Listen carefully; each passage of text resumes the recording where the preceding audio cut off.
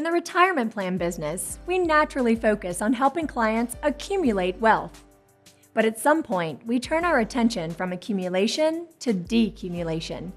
After all, everyone will reach the age at which they begin to withdraw money from their accounts to sustain their lifestyles beyond their working years. At age 59 and a half, it's permissible to withdraw money from a qualified retirement plan or IRA without penalty and simply pay ordinary income tax on the taxable portion of the withdrawal. Most people, of course, not only work well past that age, but also postpone making such withdrawals until later in life in order to save more and give their contributions and earnings more years to grow. At age 70 and a half, people participating in a retirement plan or IRA come to another milestone, the age threshold for required minimum distributions, or RMDs for short. RMDs generally work this way. Once you hit 70 and a half, you need to withdraw a fraction of the value of each of your retirement accounts in either a lump sum or installments by December 31st each year.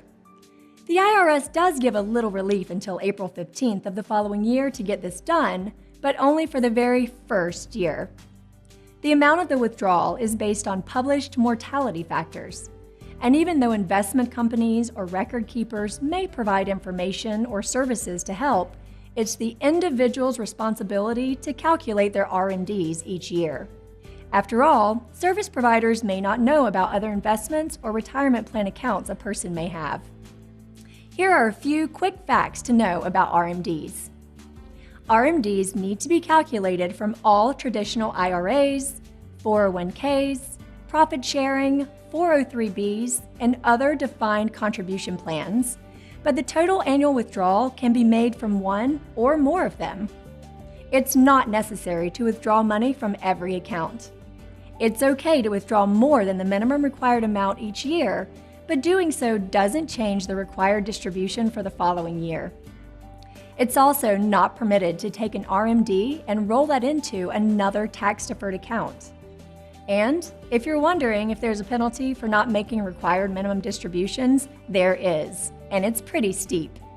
The IRS imposes a penalty of 50% on the amount that should have been withdrawn that wasn't. And that still leaves the taxpayer with the responsibility to withdraw that amount and pay ordinary income taxes on it too. There are a couple of important exceptions to the RMD rules to keep in mind.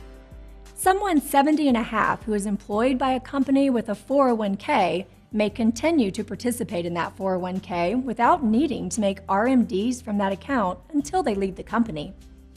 This is true unless they own 5% or more of the company. If they do own 5% of the company, the RMD rules apply at 70 and a half.